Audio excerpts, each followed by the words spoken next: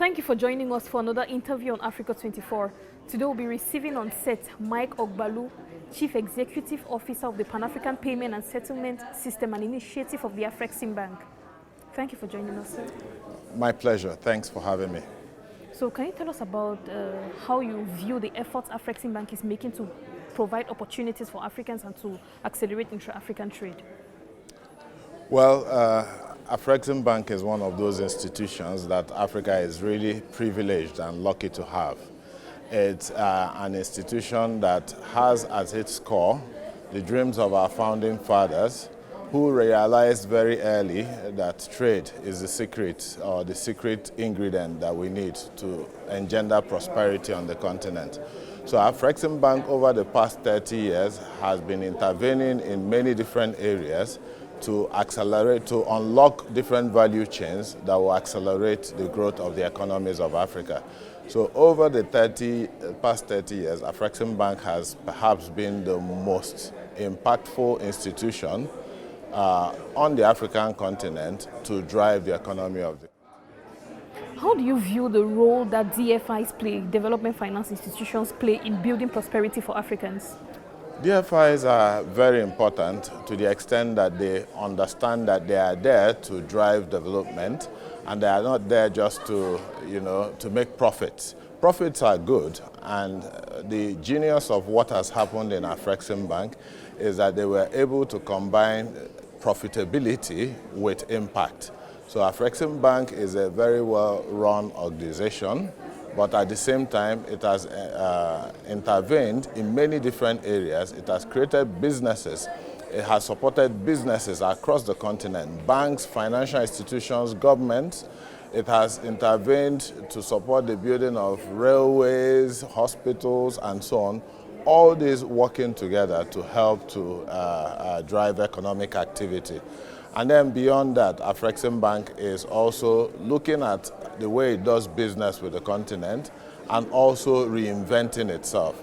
And that's why it has invested in digital products, knowing that the future of Africa would lie in digital transformation and how we are able to use digital technologies to transform how we do business on the continent. So Afrexim Bank, being an example of a performing DFI, has done this over the past 30 years and has made an impact. But DFI is required to be sufficiently capitalized. They require to be supported by the political leadership. They require to stay within the control of Africa, in order to have the interest of Africa at hand.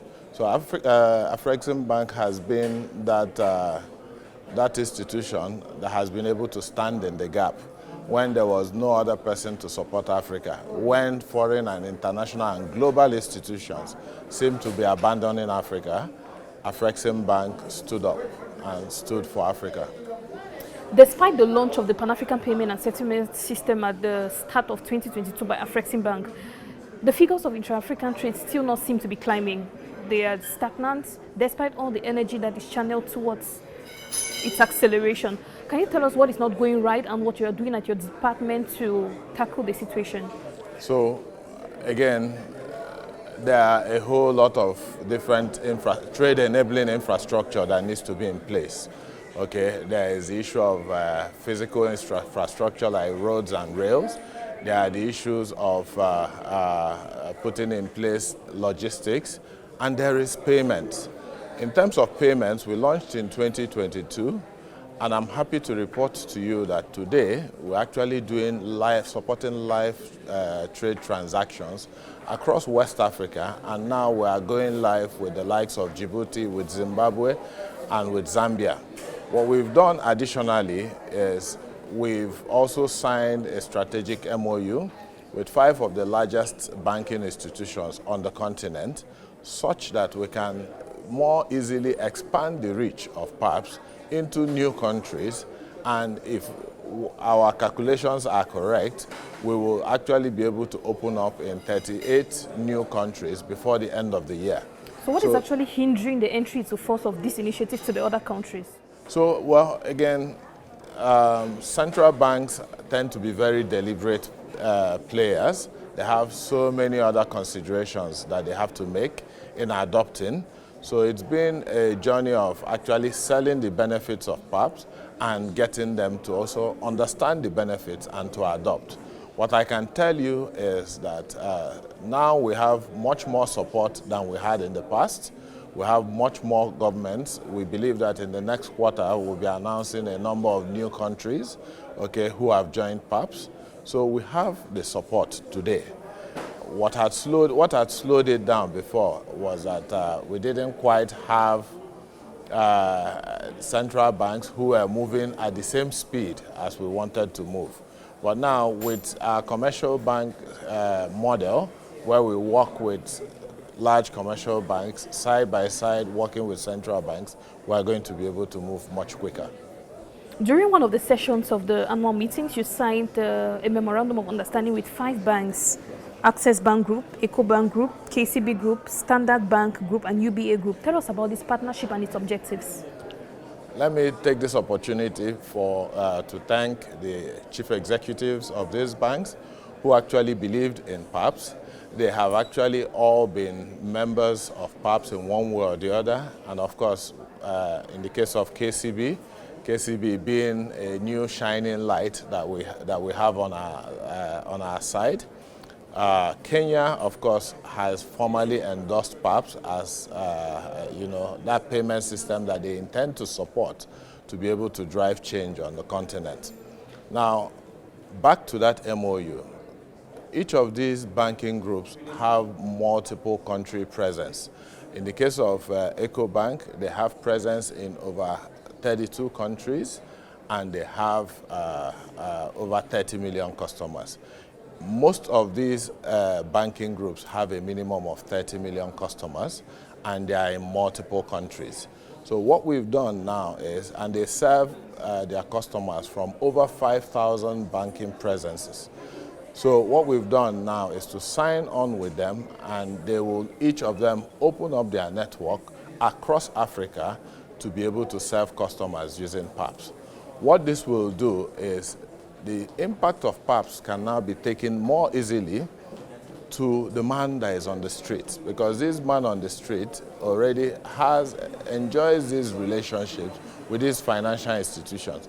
They are going to open up different channels, both electronic and physical channels, to be able to reach these customers. So that's the impact that this MOU that we've signed with these 5 banks can bring about. And these are the elite of our banking institutions on the continent, yeah, and we are really proud of this opportunity. What concrete solutions does the Pan-African payment and settlement system propose to accelerating intra-Africa trade? Fantastic. Everything about what we do as human beings is daily. We create value, we consume some of it, we sell the rest to the other people. That selling to the other person is trade. So what we have, we sell to the next person. What we don't have, we buy from the next person. Payment is the key, is the trigger for trade. Without payment, trade will never take place. So what we've done is to bring efficiency to payment. Just imagine that you can now make payments to someone in Dar es Salaam from Accra, Ghana, and the person can receive it in no more than 120 seconds. That is transformational. Just imagine that you are able to make payments here in Accra, Ghana, in cedis, and the beneficiary receives it in Egyptian pounds in Cairo. Okay, that is transformational. Just imagine that you can cut out all those lengthy correspondent relationships and just have a single hop from sender to the receiver. That is transformative. Okay, today, when you travel from Accra to Lagos, you don't first of all go to New York before going to Lagos. You just fly direct. Why should doing transactions on Africa require money to first of all travel to New York or to London or to some other places outside of the continent before coming back to the continent? That is the challenge that PAPSS wants to solve. You can also look at it from the point of view of cost. Okay? when you look at the cost of doing transactions in Africa, it's very expensive. If you look at the top remittances, most expensive remittance corridors in the world, most of those corridors exist on the African continent. So you have a situation where the poorest pay the most to be able to do cross-border transactions. PAPSS wants to lower the cost of doing business on the continent. And PAPSS wants to actually achieve interoperability. There have been a number of interesting efforts that have been made in different parts of the continent. We are not saying that PAPSS will cannibalize those things. PAPSS is saying we want to integrate all of them together so that from Cape Town to Cairo, from Banjul to well, Freetown is just beside Banjul. Well, from Banjul to maybe Nairobi, that they are able to make payments, for their transactions easily and seamlessly. If you look at the small shoemaker in Aba in Nigeria, we want to say to him that his market is not just 200 million people in Nigeria, but that his market is 1.3 billion people in Africa. We want to see that small tech company in Seychelles who sees his market as just 500,000 people, suddenly able to look at 1.3 billion Africans and say, this is my market. That's the kind of revolution that a PAPSS is able to bring to the continent. That's a very nice one, very nice initiative. Okay, Mike Ogbalu, Chief Executive Officer of the Pan-African Payment and Settlement System and Initiative of the Afrexim Bank. Thank you for answering our questions. Thank you very much for having me. Thank you so much. That was it for this interview. Thank you for watching. We have more news coming up on Africa 24.